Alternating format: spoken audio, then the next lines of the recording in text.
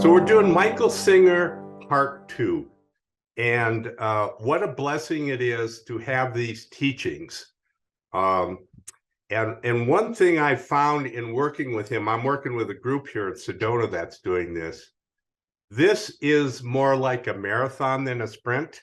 Oftentimes we go, we learn some information, oh, it's great and so forth. This is something that you should practice every single day going forward. And it's a very stepwise improvement in your entire life. So let me go here. I'm going to share screen. We're going to share sound. Here's Keynote. See that. Just want to check that you can see Michael Singer Part 2. Okay, just thumbs up or something if you can see it. Great. Here we go.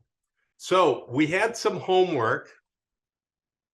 And Sara, you want to go over the first page of the homework? Because this is really important. You want to remember to do this. So Sara, if you could just go over the first page here. Sure. So our homework was to start with the low-hanging fruit. So the simple things. There are many situations each day that create disturbances for absolutely no good reason, such as the weather or the car in front of you. So we want to practice letting go. And the way we do that is with the relax and release technique. So when your mind complains about something, don't fight it. Instead, relax and release. If you relax and release into your seat of consciousness or seat of the self, as Michael Singer calls it, you're relaxing away from the part of you that's complaining. And there's definitely compelling to go on to complaining that's going on in the mind. But if you relax and lean away from where the noise is coming from, you'll be leaning back into the seat of self. And two things happen when we relax and release. One, you stop fighting with the causes of your disturbed mind. So you stop resisting it. And then you're actually relaxing back into the seat of the self. So you grow spiritually. And to help you to remember to do this, every morning when you wake up, you can tell yourself, the purpose of my day today is to let go of my blockages by relaxing and releasing. And then at night, before going to sleep, you can tell yourself, the purpose of my day was to let go of my blockages by relaxing and releasing. And never complain about what happened. Just inwardly release the events of the day so that they don't get stuck and stored as blockages. And the best way to get rid of stored pockets of pain is to practice. All right, great. Thank you so much, Sara. I will cover page 2. How does this work? The way this works is you are not your thoughts. You are the consciousness which watches your thoughts. The problem is people get pulled so deeply into the thoughts, they become the thoughts. They are them. So negative thoughts get activated when something outside reminds you of a past hurt or difficulty. And those are usually happened earlier. You had a difficult time with a certain type of person or a certain situation. You get close to it again and it gets activated. So what do? Michael Singer says, stop. When you notice the trigger, the flag is you're feeling something inside, like you're getting upset, you're getting emotions are coming up. Stop. Take a deep breath. Relax. He said, relax your face, relax your chest, and relax your stomach. And then lean back, physically lean back away from the event. And you're leaning back into what he calls the seat of the self. And what he means by that is you're leaning back into the consciousness that's watching this stuff out here rather than getting sucked into it. People live lives of difficulty because they're always following one thought after another thought after another thought, and they get sucked in. And a lot of those are negative because your mind's trying to protect you. Don't go there again. Be careful of this. All right. View it as out there. Don't get sucked in to re-energize. If you can do this, minor upsets will be released immediately, and you will learn to release large upsets, even if it takes a few tries. So what does he mean by this? Sara said low-hanging fruit. You're driving along, someone cuts you off, and you go, "Argh." But breathe, lean back, relax, and let it go. The event already happened. You're getting upset. It's not going to help. You keep doing this with little things, and the little things start getting clear. You're not so upset now if someone cuts you off. Then what happens is the bigger stuff comes up, and that's the hard stuff. But you've already trained yourself to relax, lean back, and the big stuff will start to get released. And I can testify to that. I've been doing this for quite a while, and some very big things have come up. And I've journaled them and even gone to an energy worker to help me release it. So over time, with release of these negative emotions, joy and bliss will start to well up, because all this stuff sitting on top of that, and that's our natural state. You can come to life giving of your excess energy rather than trying to make the outside world fit your preferences. This is golden stuff, but you must practice, practice, practice. Every day, little bits, little pieces to get it into your whole mind-body complex.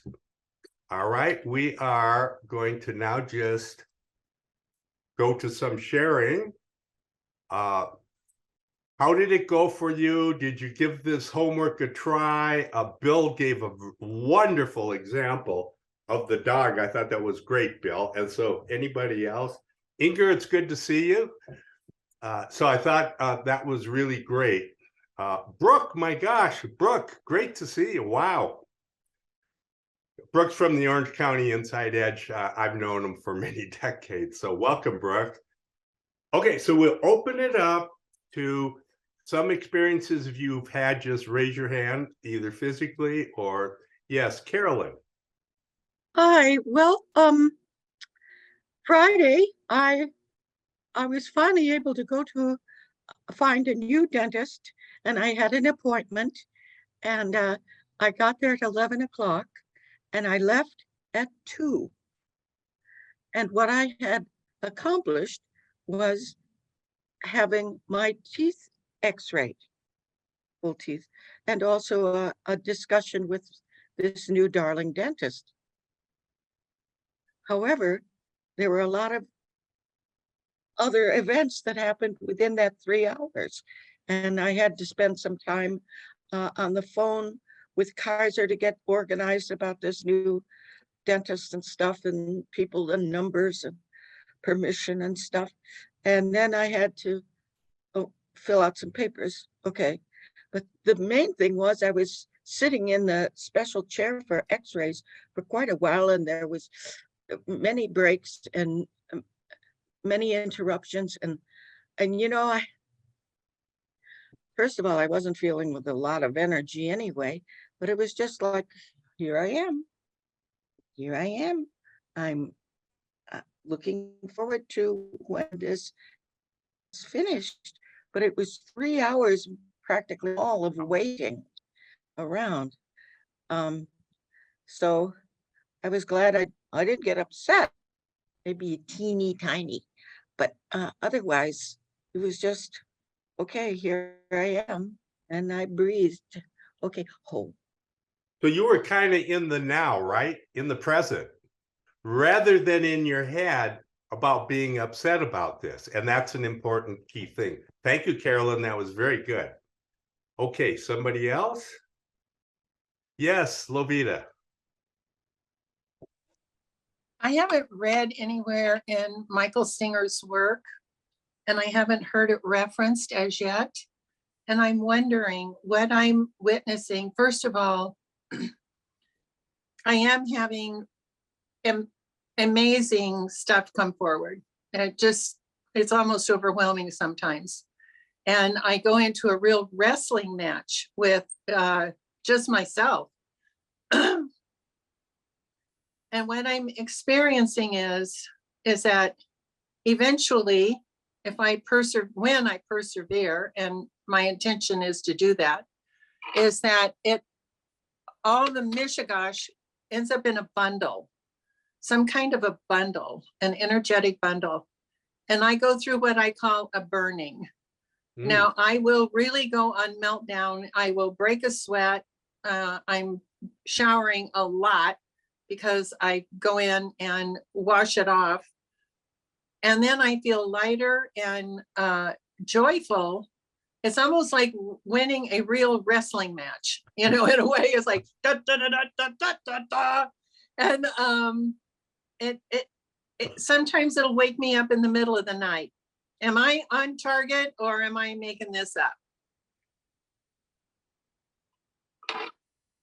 So what you're saying is this stuff comes up and you found a way to process it by putting it into a package and sending it somewhere, right? Burning it or whatever. Oh, I'm not doing it. I'm actually observing it happening. Oh, that's marvelous. So you're not physically doing that. You are No. watching this stuff disappear. Yeah. That's incredible. That's absolutely incredible. It may go differently for different people, but that's an exact example of what he talks about, the release, and then you feel lighter. So that's a great report. It's the physical burning. I feel like I'm back in menopause. For the ladies that know that, you know what I'm talking about. Okay, thank you, Tim. All right, thank you, Lobita. Let's do a couple more. Linda? Yeah, I just want to read a quote that I'm going to share with my homeboys on Friday. Your past is just a story. Once you know this, it has no power over you. That is so good, Linda. And we have stored a lot of stuff inside us from our missing experiences, and they have hurt us. And this is the stuff that's coming up. And it does take inner work to release it. I'm glad you're doing all this. Yeah, and boy, the work you do at Homeboys is exceptional. And talk about stored stuff that they have been through. Wow. They are like, oh, I'm plagued. And I'm like, no, you're not. Yeah. They have an incredible amount of armor, but once they start to open up, and here's another key, once they start to help each other, you see a shining of their spirit, and all of a sudden the whole room raises. And so that's another thing we'll get into about getting out of yourself and helping others. But that's another level. We'll talk about that in a minute. Okay, let's go on with maybe one more share, just so we've got pretty good scattering. Dr. Okay, Thomas has Dr. his hand. Thomas. Yeah, thank you. My first reaction to the assignment was to slip into an old judgment about, well, wait a minute, I already know this, or wait a minute, this is so simple. And then I suspended the judgment and realized how wonderful and delicious it is to be reminded that I'm breathing all day long anyway. So I might as well just enjoy my breathing, and I might as well just take a deep breath and relax. And I love relaxation, and I love relaxation as my all through the day practice. It's just so kind and gentle, and I'm very appreciative of how simple it is and how wonderful it is. So thank you. Thank you. And let's just do Bonnie, because I saw your hand up, Bonnie. Okay. So I think that this relates to all of this. With my arm injury, I've been in physical therapy now for about a week and a half. And the physical therapist wanted me to stay out of the sling as much as possible at home. And what I found myself doing is I kept bringing my arm back up and holding it, even though the idea was to let it hang so I can keep my elbow loose. And so I would have to remind myself constantly, and I was getting Paul to remind me too. And what I noticed about it was that, oh my God, how much do I hold on to all the time? It's this defensive Right. posture. I was being very protective. And, you know, a lot of the neck issues and shoulder issues I have anyway, I was just realizing how I'm holding so much, have for my whole life. So this has been a big thing to really focus on this and not just take it for this incident, but moving forward in my life, in the releasing and letting go of what I'm holding on to. So Really good. Thank you very much, Bonnie. What you're dealing with there is awareness. The more aware you become of everything, the more chance you have of change. Okay, let's quickly go back to the keynote. You can actually live in the moment and say, this is a gift. There's no other planet like the planet Earth. I understand there's global warming, we're making all kinds of problems, but still, we've sent probes out to all the planets. You understand that? We landed on many of them, right? We ain't found squat. If we want to go live on Mars, it's sand. Okay, Jupiter, it's gas. There's nothing. And we have these giant telescopes, the James Webb Telescope and the Hubble, that have looked so far. No one has seen anything at all, and nothing certainly compared to the planet Earth. There's flowers, there's fish, oh my God, I can't even talk about it. Right? Do you understand? Earth is the Garden of Eden. Don't go look for it in Iraq. If you look at that little tiny planet spinning through outer space and nothing's going on anywhere else, and you have all this stuff to do and situations and people and animals and plants, and my God, it's a heck of a place. And what do? Complain. Because you develop these preferences that can't appreciate what you've been given. So what you do is you let like there's a saying in the Third Zen Patriarch, one of the deepest writings ever written, that says, the great way is not difficult for those who have no preferences. Well, that's very deep, very beautiful, very Buddhist, right? But then people say to me, how do I have no preferences? I have preferences. Am I supposed to suppress my preferences? No, not at all. You're supposed to accept that you have these preferences and then look to see why you have these preferences. Not get rid of the preferences, get rid of the cause of preferences. And I'm telling you, and again, you read the book or read your life, right? The preferences are created by your blockages. They are the mirror image of your blockages. If I got divorced and had a bad relationship, when I start dating somebody else, they better not have any qualities that match, that remind me of my ex, right or wrong. Okay? So you've developed your preferences because of your blockages. So you don't have to don't get rid of your preferences, get rid of your blockages, and your preferences will fall off naturally. They just shed right off like the skin of a snake. God, I hope you're hearing me. It's like we can have such a beautiful life, right? John Lennon, imagine all the people. If everybody did this, they wouldn't be invading other countries. They wouldn't be killing each other. We wouldn't need the 10 Commandments.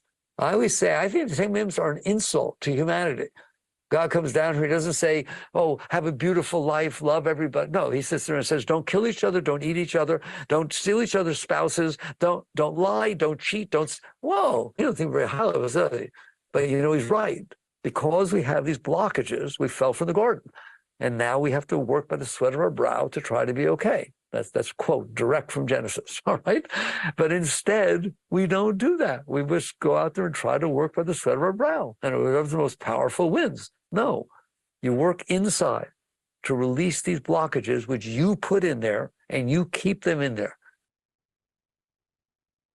So he has a weekly, several times a week, an audio discussion, and it's always the same thing, just from different angles.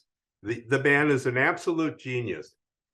And I have a personal thing I do when I listen to discussions and presentations. I look for the big gold nuggets. It's like if you're panning for gold, every now and then you hit a big nugget. And so just in what he said, I saw two additional nuggets. The first one was live in the moment. In the now, beyond the past and beyond the future. That already came up in our group. The second one is appreciate what you have been given. And that is gratitude. So if you just took living in the now and gratitude as two tools and went out into your life, it would improve immensely, exponentially. And this is on top of what he's teaching to lean back, relax, and let the stuff that hits you go, that you get upset with.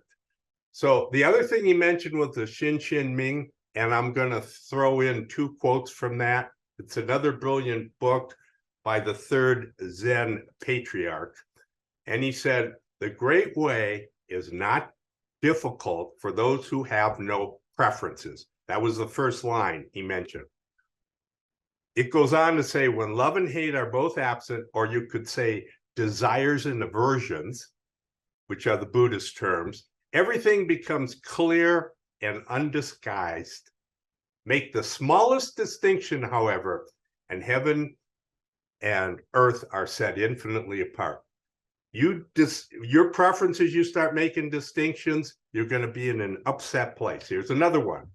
If you wish to see the truth, hold no opinions for or against anything.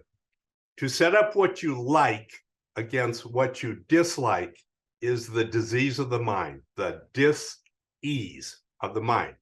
When the deep meaning of things is not understood, the mind's essential peace is disturbed to no avail. So we go to Sara, and Sara, would you like to go over these quotes that you selected and liked? Yes, thank you, Tim. So here are some quotes from Michael Singer's books that we selected that really talk about, go deeper into what we're talking about. So you will not be able to solve anything outside until you heal the situation that affects you inside. Problems are generally not what they appear to be. When you get clear enough, you will realize that the real problem is that there is something inside of you that can have a problem with everything.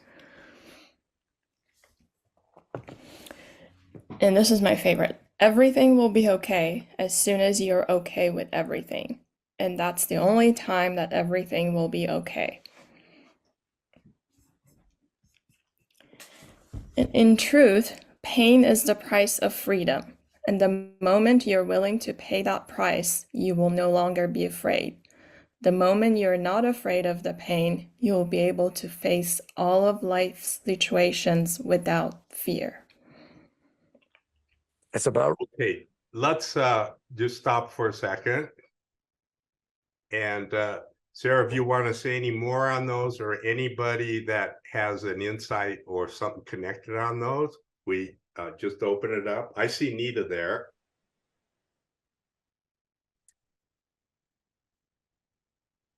Unmute, Nita.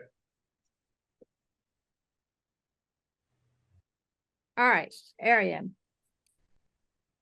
I have one more quote in the reading this morning, and I didn't read it because it took so much time. But this one blew me away, and this is totally came from a different place. This is from Albert Einstein. A human being is a part of the whole called by us universe, a part limited in time and space. We experience ourself, our thoughts, and our feelings as something separated from the rest, a kind of optical delusion of our consciousness.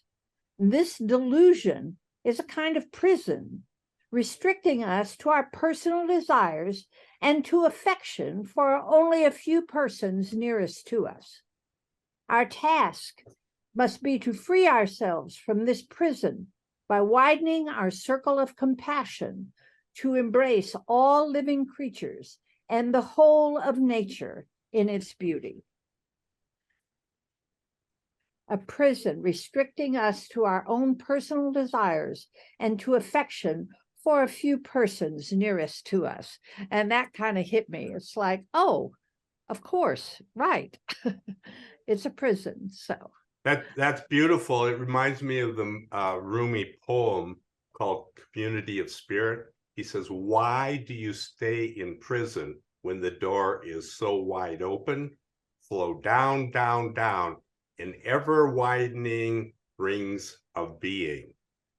And it is a prison when all this negative stuff is coming on you, and it's kind of crimping your style on going out and doing things and feeling free and open and so forth. Okay, anybody else? And okay, great, Amy. I have to say something because so when I hurt myself on Sunday, I knew that I would have to go get a tetanus shot. And that is my one thing that maybe you don't know that, but I'm like phobic of needles and have fainted over 80 times from fear of so to be in the medical community and do anything with that. I used to have this definition that I would just faint. Going through the Neil thing with Mim really showed me that I'm not the same and that I don't have to be so fearful. But then Sunday and having to get with that much soil in the injury that I had, I was like, I have to do this. And I didn't want to go to an urgent care to have such overwhelm of my whole system because I was already overwhelmed with the trauma of the injury. I had a friend that has a friend that's a doctor, and he said, I will give it to you at her house. I will give you the tetanus shot. And I went to their house last night, had to lay on just a lovely bed, have one of my best friends hold my hand saying, I've got you. I'm never going to let anything bad hurt you. I've got you. And it was done. And it was a new pathway that wasn't the same trauma. And the fear had a way of releasing as opposed to staying and saying, be afraid. And by reading this before I went, it really helped me tremendously. So Amy, that's excellent. You use a word, new pathway. What we are building here are new pathways. And these new pathways are changing the old patterns because nobody ever teaches us this. We have these patterns which build up. You go out, you compete, you win, somebody else loses, you get money and prestige and power, and then you're trying to protect it all. And this is what the Buddha saw as suffering. All of this stuff going on, I want this and I don't want that, and you're not even aware of your real nature, which, as Michael Singer says, when this stuff gets released, this warm, gentle, beautiful being arises. Okay, let's go back to his video. So good. I want to just make sure that I clicked the share sound because, yeah, share sound is clicked. There we go. Okay, here it is. It's about raising everything around you. When you raise yourself, you raise everything. So it's all about the blockages. First of all, it's all about Shakti. It's all about Shakti. It's all about that love. What is love? Shakti, the energy rising up to the fourth chakra and pouring out the fourth chakra. That's what you call love. And the tuning with somebody who you like. if they talk the way you want, dress the way you want, act the way you want, et cetera, you open. And then the energy can come up and you feel this experience of love. Well, what if you're not closed? What if you're never closed? Then it's all love. You know what it should take for you to feel love? Anytime you want. Just wave your hand in front of your heart and bliss pours through your heart all the time, anytime you want. That is what it means to reach a state of happiness, a state of pure, unconditional happiness. It's inside of you. It's available to you, anything. I once was with a very high evolved yogi, and it was years and years ago, and I was driving him somewhere, and I felt he had a lot of energy. I felt the energy of the car just get tired, get a little weird, and it wasn't me. And I'm telling you, I watched him. He did this.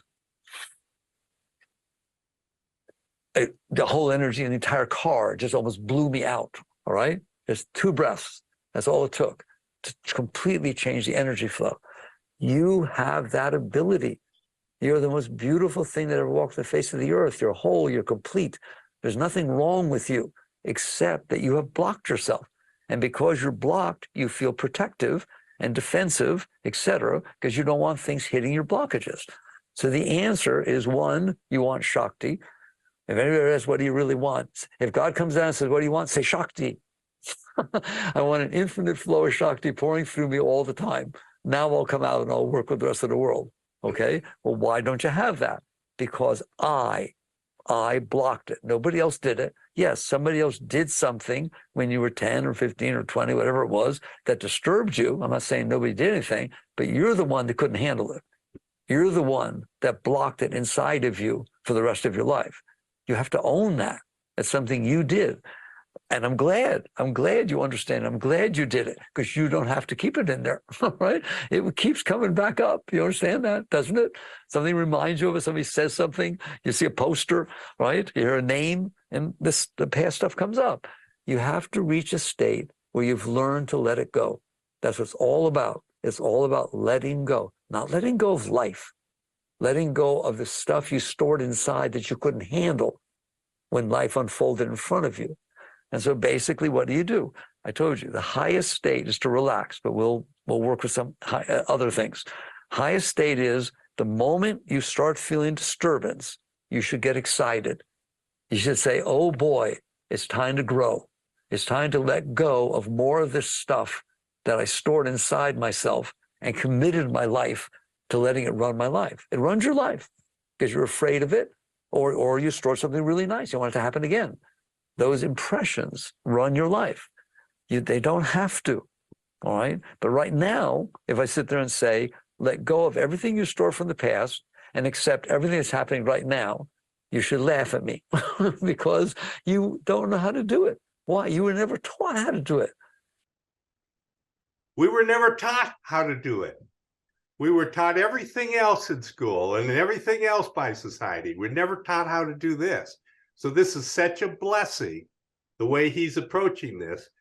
And we're going to continue this on next session. And I'm going to bring in a lot of things from the East. He talks about leaning back into the seat of the self and then watching this stuff come up. Basically, in the East, they go to the seat of the self first. It's a little different approach, and work with that and then let the stuff come up. So we'll go next to just opening it up. In fact, let me just do one more thing here. Sara, why don't you do your quotes, and then we'll open it up for some discussion. Okay. So here's another quote from him. When you feel pain, simply view it as energy. Just start seeing these inner experiences as energy passing through your heart and before the eye of your consciousness. Then relax. Do the opposite of contracting and closing. Relax and release. Relax your heart until you're actually face to face with the exact place where it hurts. Stay open and receptive so that you can be present right where the tension is. You must be willing to be present right at the place of tightness and pain, and then relax and go even deeper. This is very deep growth and transformation, but you will not want to do this. You will feel tremendous resistance to doing this, and that's what makes it so powerful. As you relax and feel the resistance, the heart will want to pull away, to close, to protect, and to defend itself. Keep relaxing. Relax your shoulders. Relax your heart. Let go and give room for the pain to pass through you.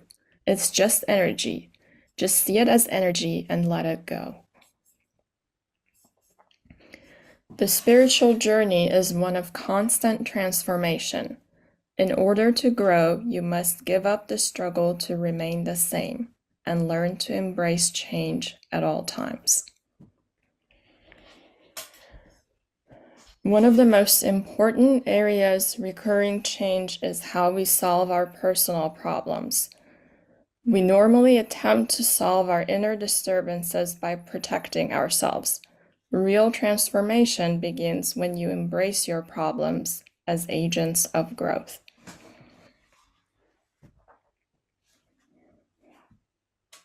Okay, we come back to the share. Sara, do you want to call on people, make comments? I've been kind of doing that as we've been going along. And if you're open to it, why don't you call on people and then make comments after what they say? Sure, no problem. Larry and then Jonathan. Yeah, I've read Michael Singer's books before, and I always enjoy reading him. He instantly takes me right out of my head.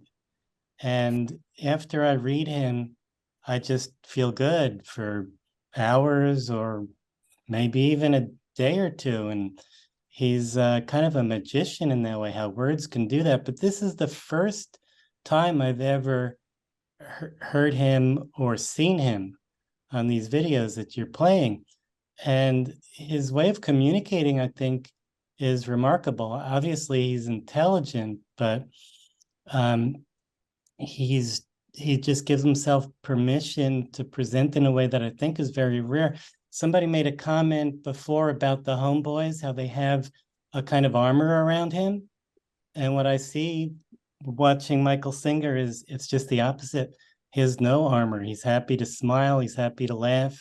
His eyes are communicating warmth. And it's just such a pleasure to see him. Thank you all for this. Thank you, Larry. I think it's that Shakti energy that he talks about that he's been working on for so long on himself that it really comes through, you know, that love and that energy just pours out of him and touches all of us. Thank you. Thank you. Jonathan. And Tom Strix has his up also, Sara. Okay. I think last week with the Tao Te Ching, you saw letting go, correct? Mm-hmm. My mom passed on the 3rd, and I had an opportunity to talk with her over the phone. And I had the opportunity of saying, letting go, let go. And the gift, I have had the experience of a former wife giving birth to my daughter, and that expansion that I felt her, she was Mother Earth, completely open. And I experienced that. And with my mom, death, I experienced this portal of love. And so this life and death, the same if I'm available. And the experience of really deeply letting go, that word has shifted and changed for me. And today in this letting go, completely makes sense. And that's what I'm noticing. This portal where everything fits. I can see the linkage of everything that happens in this openness. So thank you. Thank you, Jonathan. That's beautiful. Dr. Thomas. Thank you. Whenever you speak, Jonathan, I feel like I'm back watching the Tao videos again. So thank you for that. Two things. One, I noticed that he Singer read Autobiography of Yogi in 1971, I believe. And that's when I discovered it and read it. And my life turned on a pivot at that point, joyfully so. But I wanted to say now that I have not had Novocaine at the dentist's office for 40 years, I believe.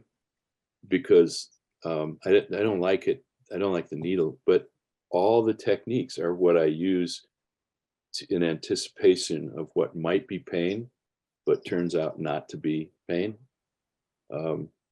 It's just relaxing and letting go. And I do my fingers and my toes and my whole body. And I never associated that practice of doing that at the dentist with this, but I realized I've actually been cultivating the skill in specific areas, but not every day. So thank you for the reminder to do it every day. I'm in with that. Thank you. Yeah, thank you for that. And I think, what he's talking about is these are concepts that we've all heard before, we've all been working on ourselves and we've heard these, but he gives us a simple tool to actually do it. He gives us the how. We know we're supposed to release the blockages. We know we're supposed to let go, but we just don't know how. And for me, it's been really powerful because I now know how, and I've been doing it for a while, and it's really changed my life in a big, big way. So, Sarah, all we've right. got about Yeah. 5 minutes left. So I'd just like to show another slide, then we want to talk about the homework briefly. So let me go back to screen share, keynote, share. I'm going to go down, I'm jumping down into just this chart real quick. Where are we headed? This is David Hawking's levels of consciousness. If you look at the bottom, and he's put numbers on these, shame is 20, guilt is 30, you've got apathy, grief, fear, desire, anger, and so forth. These have numbers on them, and this area here is unsustainable. People who live in this area get sick, they get violent, and so on. As we get rid of the fear and the desire and the grief and all of that, we start to move up into this transcendent area, which includes love, joy, peace, and enlightenment. And you notice the numbers get exponential. They're actually logarithmic, which means as they go up, they expand greatly. It's kind of like an earthquake scale. It's not linear, it's logarithmic. So someone, an avatar up in the enlightened area, can pull up millions of lower energy people. We've seen that with Christ, with Buddha, with Lao Tzu. They're just their words, their energy just pulls everybody up. So the idea is get rid of these blockages. If you really want to make a difference, get rid of these blockages, get rid of all this stuff, and start to live in the love, joy, peace, and enlightenment arena.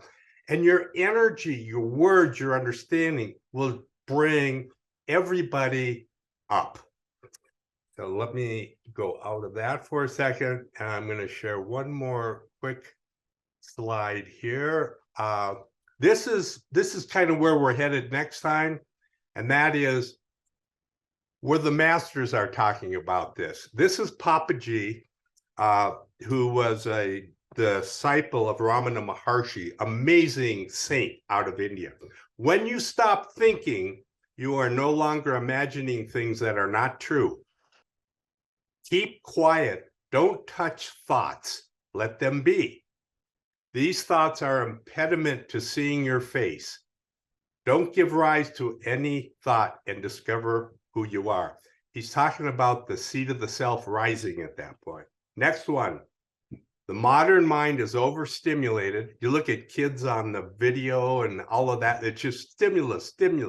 And the modern body is understimulated and overfed. I thought that was an interesting one. Here's the Dalai Lama. True lasting happiness depends on taming our unruly minds. This is not so much about intellectual development as cultivating a warm heart. And Atisha, who is a very old guru, saint, master, says the supreme discipline is to tame our minds. So here we are. We're just finishing up. Sarah and I want to encourage you to go back to the homework.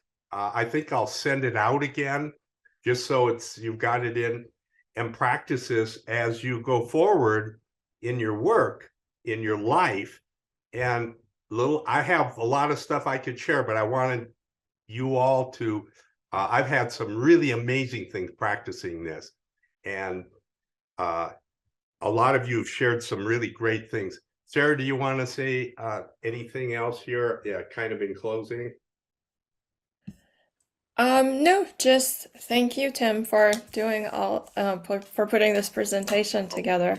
I'm really grateful. Well, thank you for suggesting it to me. So we're doing it as a team, and it's been fun. We always review all of this before we and I'll tell you, if you want to really learn something, go present it, go teach it, because you feel responsible for getting it across to everybody, and your depth of learning will just be unbelievable. And that in itself is a blessing, especially when we're upon stuff like this.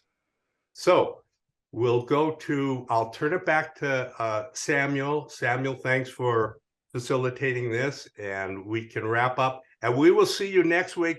I'm going to bring a lot of masters in and their views and how to go about it. And you will see it complements perfectly what Michael Singer's talking about. Thank you, Tim and Sara. Excellent.